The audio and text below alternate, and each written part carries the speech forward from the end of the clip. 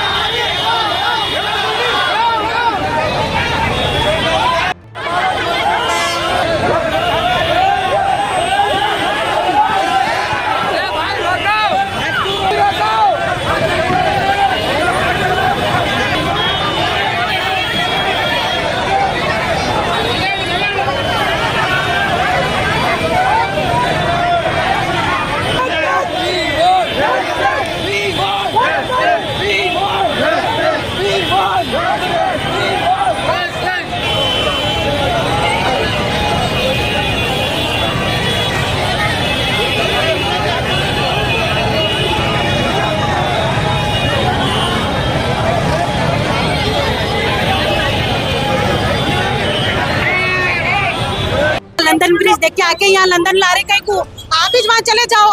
पूरे घर तबाह करके यहाँ पर लंदन ब्रिज आने की क्या जरूरत है? आप वहाँ पर चले जाओ, वहाँ से चले जाओ। इतना पसंद आ जा रहा तो घर छोड़ के चले जाओ। 220 का घर दे देना कहते इनको, इन्होंने डबल बेडरूम देते कहते। कैसा रहना, कैसा जगह रहना?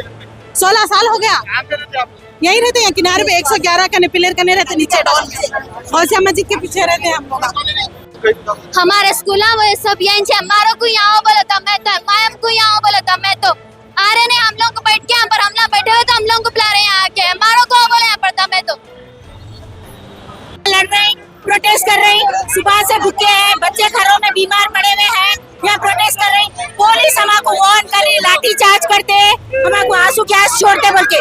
हमारे हक के लिए मैं रिक्वेस्ट कर रही हूँ सारी हमारी आवाम से कि हमारा साथ दो, हमारे प्रोटेस्ट में हमारे साथ रहो। हमारे घर हमारे उनका फैसला बदलना है। हमारे कोई 2 बेडरूम का घर नहीं होना। हमारी जो हक हलाल की कमाई है वो हमारे ये हाइड्रा जो आप लोग निकाले, ठीक है, आप लोग निकाले डेवलपमेंट के लिए सोच रहे आप लोग, हम लोग का घर तोड़ने के लिए देख रहे। क्यों? इतने सालों से पानी आ रहा, ये आ रहा, वो आ रहा, बारिशां चले गए, हर मौसम गुजारे 25 साल से यहाँ पे, कभी एक के भी घर में पानी नहीं घुसा। अब कैसा पानी आ जाता? आपको अगर डेवलप करना ही चाहिए, आपको बनाना है, आप रोडा बनाओ। कहीं और रोडों पे आपके गड्ढे पड़े हुए हैं, आपके पास इतनी सहूलत नहीं है कि आप एक अच्छी रोड डालना। 6 महीने रोड नहीं चलती, रोड डालते फिर नल के वास्ते ड्रेनेज लाइन बोल के खोद देते, उसको बनाते नहीं। कई और रोडा ऐसे रोड्स की वजह से बारिशों में पानी गढ़ों में भर के एक्सीडेंट्स हो रहे, लोग गिर जा रहे, वो डेवलपमेंट कुछ भी नहीं है। ठीक है, आपको क्लीन कर, आप कभी नदी आके इतने महीनों में एक बार साफ नहीं करे, लोग जाके कचरा डालते, सब होता वहाँ पे, कभी एक दिन आके साफ नहीं करे, मच्छर कीड़े पैदा होते, उससे बीमारियां हो रहे सबको। सिर्फ एक ही चीज क्या बोले तो घर तोड़ो, बफर जोन, ये वो। जब आप रजिस्ट्रेशन देते वक्त आपको नहीं मालूम था लीगल जगह नहीं है ये। रजिस्ट्रेशन ऑफिस में तो हर रोड के बारे में, हर जगह के बारे में मालूम रहता। उन लोग कैसा दिए, लाइट की बिल बनते, टैक्स बने, लाइट की बिल दिए, नल की बिल दिए, हर चीज से। फिर हमारे पास आज रजिस्ट्रेशन के पेपर्स क्यों है? जब हमारे पास रजिस्ट्रेशन है जमीन का कि ये जमीन हमारी है, हम यहाँ रह सकते हैं, हम यहाँ घर बना सकते हैं, फर्स्ट फ्लोर बनाने के लिए भी हमको परमिशन लेना पड़ा, उसके लिए भी लिए। तो आप जब कहीं को नहीं बोले हमाको, क्यों आप दिए रजिस्ट्रेशन? जब आके हमाको बोल देना था ये लैंड इलीगल है, आप लोग यहाँ घर नहीं बना सकते, नदी के करीब है, जब नहीं बोले। आज क्यों इतने साल के बाद आज ही ये सवाल क्यों आ रहा? 25 साल से हम लोग यहाँ पे है, कई लोग तो 30-40 साल से यहाँ पे रह रहे, कई के वास्ते रह रहे। हम लोग जिससे खरीदे, हमारे माँ बाप खरीदे, हमको भी नहीं मालूम। आप वो जो कब्जा करे उन लोग को पकड़ो, पहले उन लोग को पकड़ो जो कब्जा करे, उसके बाद आप हमको पूछो। हम आंसरेबल नहीं है ये चीज के वास्ते। हम पैसे दे के रजिस्ट्रेशन ऑफिस में रजिस्ट्रेशन करा के ये जमीन खरीदे।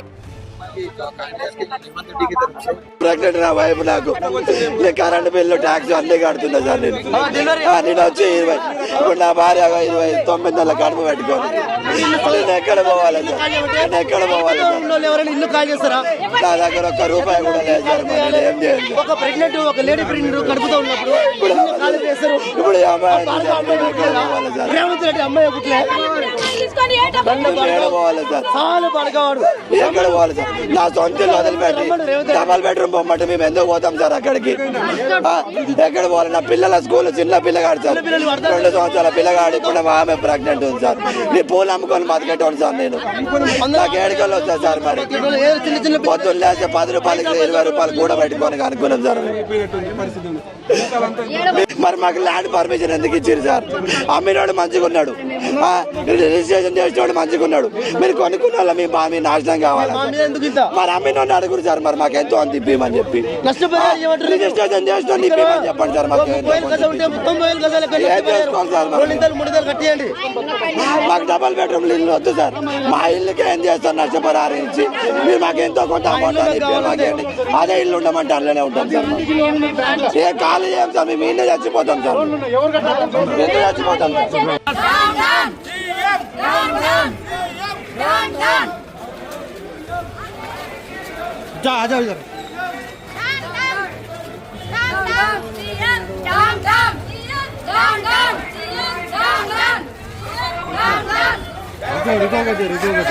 हम 3 साल से लंगर हाउस में रह रहे, डिफेंस कॉलोनी में।